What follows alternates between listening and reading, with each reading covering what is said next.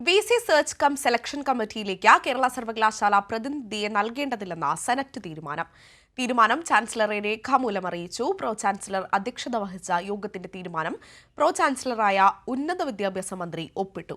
യോഗ തീരുമാനം സർവകലാശാല നിയോഗിച്ച ഉദ്യോഗസ്ഥൻ നേരിട്ട് രാജ്ഭവനിൽ എത്തിച്ചിരിക്കുകയാണ്. വിവരങ്ങളുമായി ഷീജ തിരുവനന്തപുരത്ത് നിന്ന് ചേരുകയാണ്.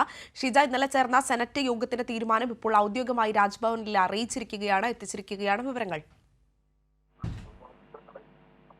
തീർച്ചയായും അഞ്ജന, ഏതായാലും കഴിഞ്ഞ ദിവസമാണ് സെനറ്റ് യോഗം ഇവിടെ കേരള സർവകലാശാലയിൽ ചേർന്നിട്ടുണ്ടായിരുന്നത്. പക്ഷെ ചേർന്നപ്പോൾ തന്നെ ഇതിന്റെ അജണ്ട വായിച്ചപ്പോൾ തന്നെ ഭൂരിപക്ഷം അംഗങ്ങളും യോഗം നിയമവിരുദ്ധമാണ് എന്നുള്ളത് ചൂണ്ടിക്കാട്ടി പ്രതിഷേധിച്ചിരുന്നു.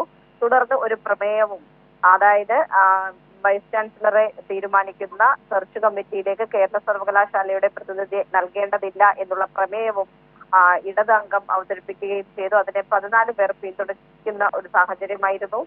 ഈ പ്രമേയം ഭൂരിപക്ഷ തീരുമാനത്തിന്റെ അടിസ്ഥാനത്തിൽ ചാൻസലറെ അറിയിക്കാനാണ് യോഗം തീരുമാനിച്ചത്. അതിന് പ്രകാരം യോഗ തീരുമാനത്തിന്റെ മിനിറ്റ്സ് യോഗത്തിൽ അധ്യക്ഷത വഹിച്ച പ്രോ ചാൻസലറായ ഉന്നത വിദ്യാഭ്യാസ മന്ത്രി ഒപ്പിട്ടു. യോഗ തീരുമാനം രേഖാമൂലമാണ് ഇന്നിപ്പോൾ രാവിലെ തന്നെ ചാൻസലറെ അറിയിച്ചിരിക്കുന്നത്. VC സെർച്ച് കമ്മിറ്റിയിലേക്ക് കേരള സർവകലാശാലയുടെ പ്രതിനിധിയെ നൽകില്ല എന്നുള്ളതാണ് ഈ ഒരു പ്രമേയത്തിൽ പറയുന്നത്. ആ പ്രമേയം അടക്കമാണ് ഇപ്പോൾ ചാൻസലർക്ക് കൈമാറിയിരിക്കുന്നത്.